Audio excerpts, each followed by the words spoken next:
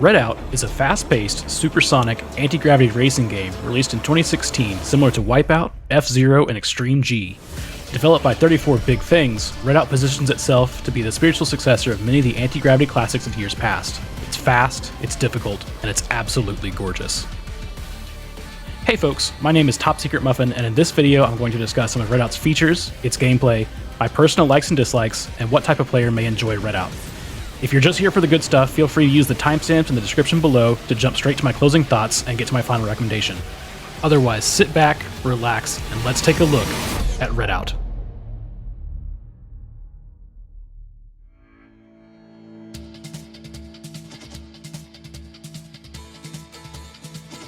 One of the first things players will notice about Redout is its graphical design. The developers have opted for a low poly but extremely high resolution art style that lends itself to the super feature setting. Colors are bright and glossy without being distracting.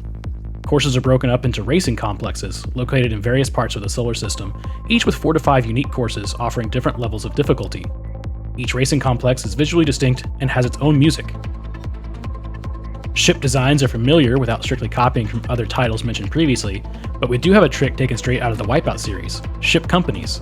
With 7 in total, each vehicle production company offers a lineup of 4 vehicles, each corresponding to a license class that you can upgrade through winning races.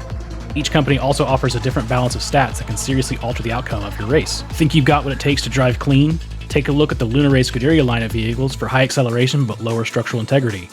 Always want to have energy for a boost or a power-up? Try out the Acera lineup instead. Each vehicle can be directly upgraded by investing your race earnings to give you an edge. You'll also be able to invest in power-ups to customize your vehicle to your playstyle and the type of race you're attempting to win.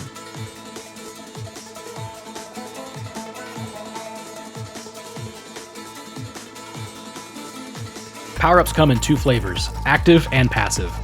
Active power-ups can be offensive or defensive and require energy to use, while passive power-ups essentially act as a boost to a statistic of your choice. A side note here, these power-ups can also be upgraded to have some serious potency, but just like vehicle upgrades, the game does a poor job of advertising this. Aside from vehicle upgrades, you'll also be able to customize your ship visually. While these are limited to livery and color, most players will find enough personalization here to be satisfied. For Steam players, you'll also be able to earn, purchase, and trade color palettes and liveries from the Steam Marketplace. Let's move on to the core of Redout, racing. Ship control in Redout is unique. Aside from simply steering, players are also required to manage lateral movement across the course, as well as the pitch of your ship's nose. This freedom of movement creates a unique and extremely satisfying driving experience and truly makes you feel like you're piloting a super futuristic hovercraft, not just a floating car.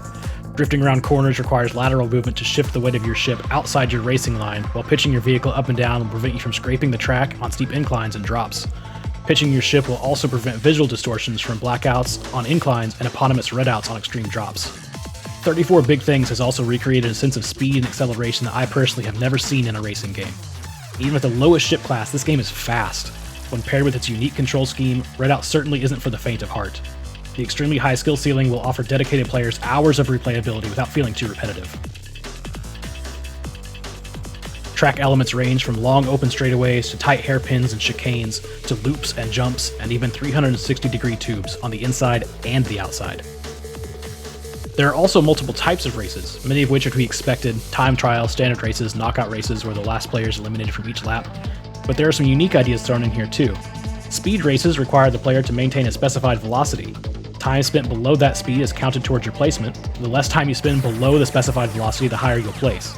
My personal favorite, boss races, are a blend of all the tracks from a given racing complex into one much longer super track via teleporters.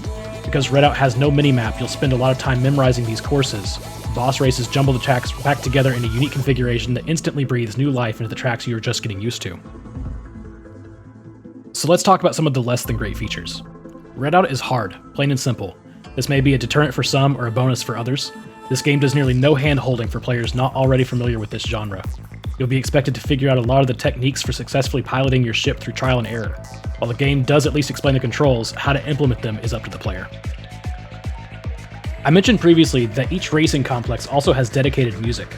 I want to be clear, the soundtrack for this game is fantastic, with music ranging from rock to synth and even a genre-bending blend of traditional Native American Navajo music and techno. But even the best music will wear thin after starting races over and over and over and over again while trying to push for that gold medal that's just out of reach. There also seems to be a bit of an imbalance in how the game penalizes the player versus the AI. Bumping into a wall, oversteering, or missing a boost pad can spell doom for your lap time, while it seems to have little to no impact at all on the AI racers. Make no mistake, piloting your ship well will land you miles ahead of your competition, and there doesn't seem to be any rubber banding where the racers behind you get a speed boost. But seeing the AI slam into walls and rocket directly out of corners with little to no decrease in speed can be frustrating at times. All said, where does that bring us? Redout is a lightning-fast, demanding, but extremely satisfying anti-gravity racing game. It falls squarely between more technical simulation racers and drifty boost-powered arcade racers, with notes taken from both. It's got ship customization, excellent track variation, even though the music gets a little repetitive. The AI can feel imbalanced at times, but it's not impossible to win for players willing to polish their skills. Redout gets a strong recommendation from me. At time of writing, global Steam keys can be purchased for Redout on G2A.com for just $1.54 USD, with DLC being similarly priced. So, what do you think? Want to give Redout a try? Did I miss something that you love or hate about the game? Let me know in the comments below. If you want to see some live gameplay of Redout, come by my Twitch channel. I stream 4 nights a week, and depending on when you're watching this, there's a good chance I'm live right now. Link in the description of this video.